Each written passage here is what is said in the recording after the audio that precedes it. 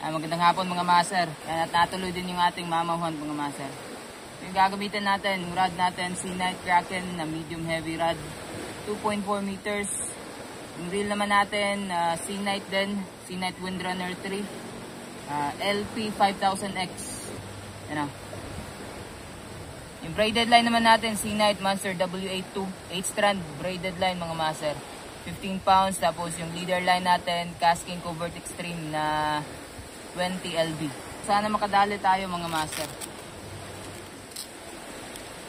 So, ilalagay ko na lang sa description box ng ating video or sa comment section yung links kung saan mabibili itong mga master. Ayan, tara fishing na tayo mga master. Ito yung unang gagamitin natin, 27 grams na lure. Walkfish yung brand nito. So baka mangailangan dito ng multiple episodes hanggang makadali tayo ng decent size na isda na rin. Mamaw sana kung meron. At nandito na tayo mga master. May mga mamaw talaga dito.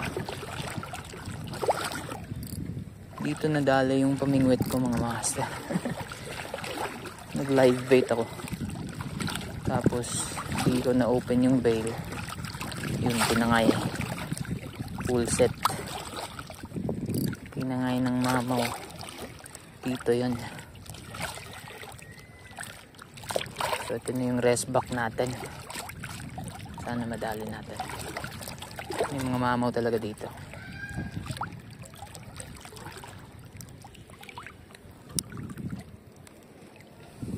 Hagis. Hagis.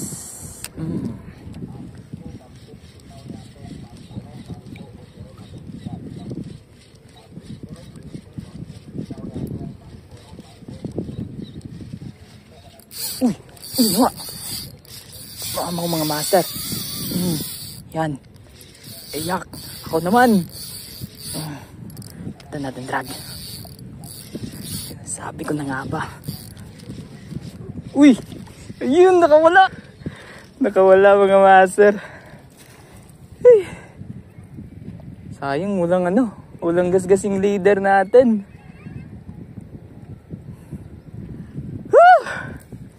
Ang sarap nun. Ayan. Day 2 ng ating mamahuan mga master. Sa loob tayo ngayon ng isang marine sanctuary. Yan na. Pero syempre dito sa loob mamimingwit. Yan yung boundary. May mga buya na yan. So sa labas tayo mamimingwit syempre. So tara.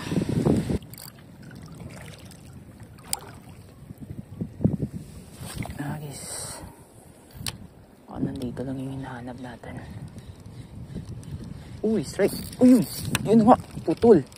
Putol mga master. Laki nun. Putol. Dun sa leader, tinamaan mga master. Ano?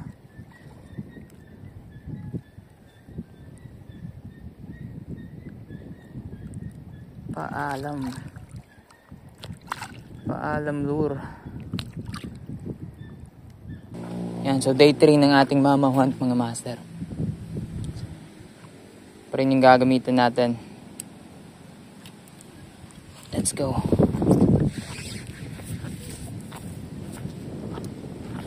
Problema na, ubusan na tayo ng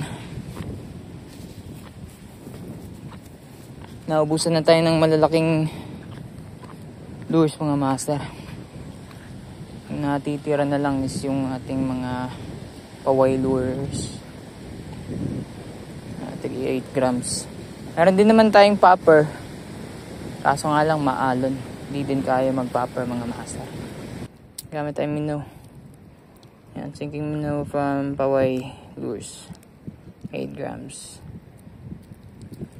Ayun na lang natin to. Natin yung casting distance.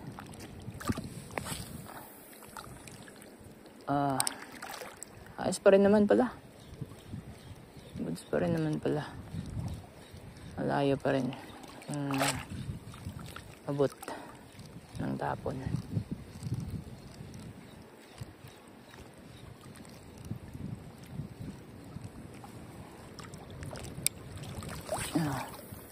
Nakachamba pa rin yan mga master. Uy, yun na nga. Fish on mga master. Ayun.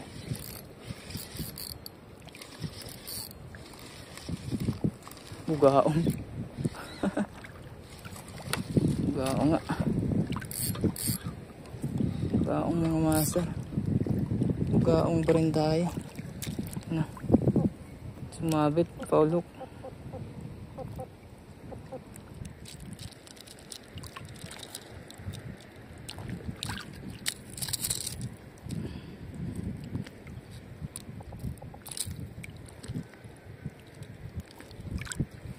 Alis natin. Okay. Klase pa rin talaga yung bugaong. Nakabend niya pa rin yung ano, medium heavy na rod. Uy, yun na naman. Strike na naman.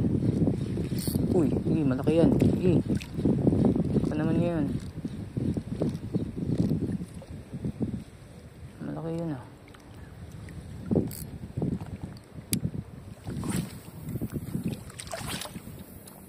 Merong balo dito na malaki mga master. Yun yung target natin. Strike na naman. Strike. Uy! Bugaong na naman to mga master. Uy na nga, bugaong na. Laki. Nga. Tumbling. Laking bugaong. Yan. Malaking bugaong din mga master.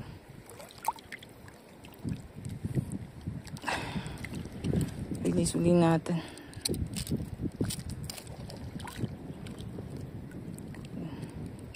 Hindi ko trip ngayon yung bugaong mga master. Bye.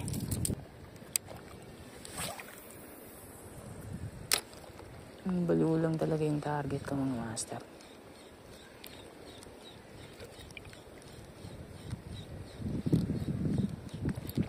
Yun nga. Fish on. Ang liit. Liit ng bugaong mga master. Nagat. Sobrang liit. Nagililit niya na. Bye-bye.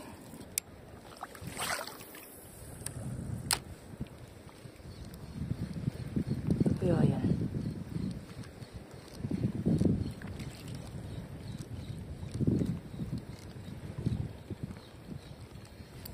Ayan na naman. Sumabit na naman yung bugaong mga master. Nakawala. Ulit tayo lure. Nakakarami na rin tong checkered snapper na lure. Checkered snapper lure ni Paway. Ulit tayo.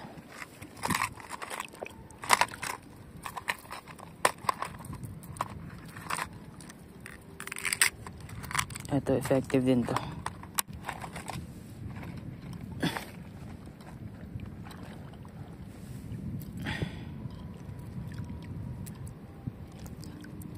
Ito naman, Paway pa rin. 8 grams pa rin to.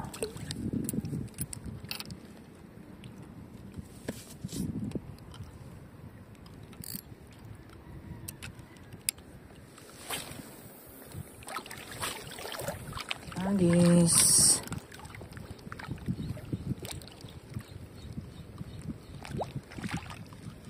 Uy. Balo mga master. Ito na yung balo. May balo. Maliit. Yan na. Maliit na balo. Maliit lang pero ayos na to.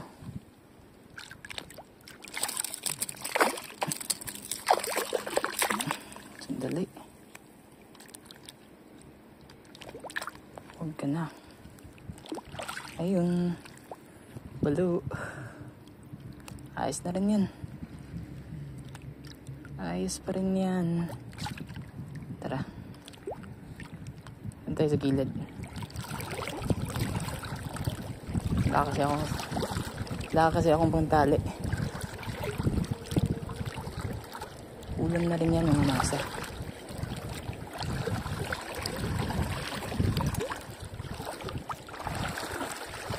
Kasi palitay luro. Paway pa rin to. Paway luro. 8 grams.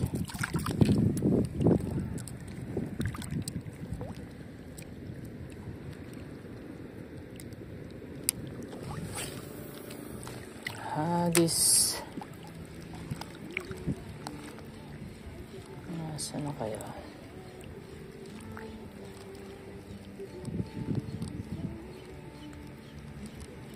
Uy. Session. Bugaong na naman. Ano? Release.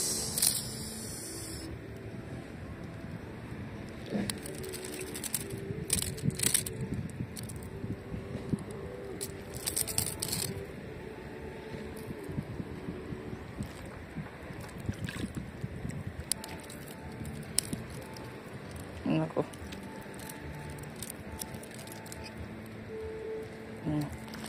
Okay.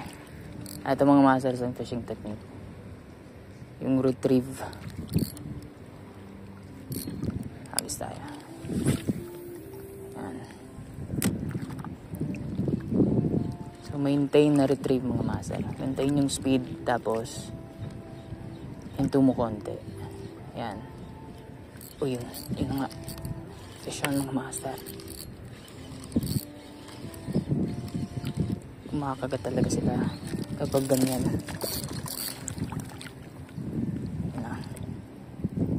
Bugaong.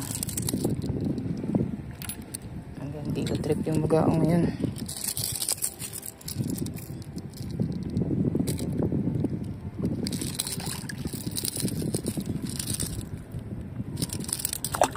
Bye. So again yung technique na yun mga master, ganda. Retrieve, maintain lang, hindi kailangan fast retrieve, maintain na speed lang, tapos sa bandang gitna hinto ka konti,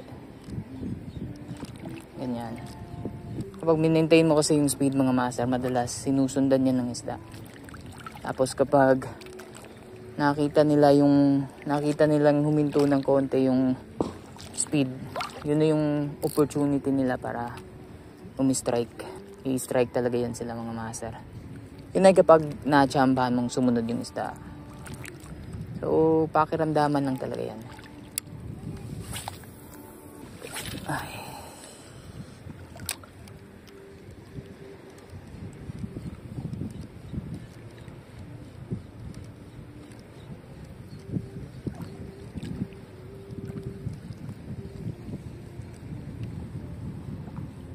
Uy! Fish yun ng master.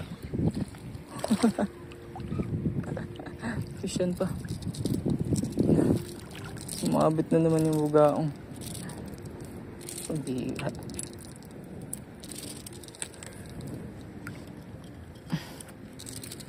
Sumabit na naman yung bugaong.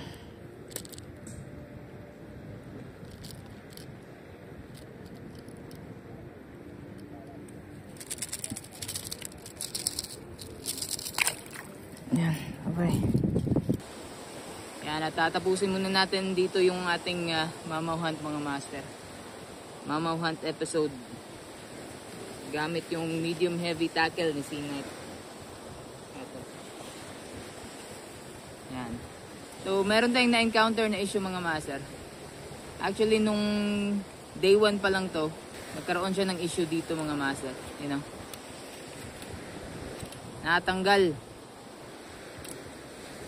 Natanggal yung ano niya, yung design niya.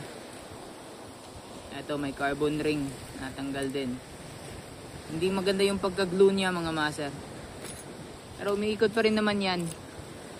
Ano? Ano, umiikot pa rin. Ito lang talagang design niya, yung natanggal. So pwede pa rin naman niyang remedyohan mga master. Lalagyan ko lang yan ng glue. Maayos din yan. So, yun lang naman yung naging issue natin. Yung power ng rod naman na to is napakalakas talaga. Nakita naman natin yung power ng rod na to nung na-strikean tayo ng malaking isda. At least nakadali pa rin tayo isa. Di nga lang tayo nakadali ng ng mamaw talaga. Ilalagay ko na lang sa description box ng ating video mga master, or dyan sa comment section. Hanapin nyo lang yung mga link mga master. At good news kasi meron na ang Shopee store si C-Night mga master. At nandun na rin tong mga gamit na to, yung rod reel at saka yung braided line. Yan, maraming salamat sa mga patuloy na sumusuporta. At kita-kits tayo sa mga susunod na fishing adventures mga master.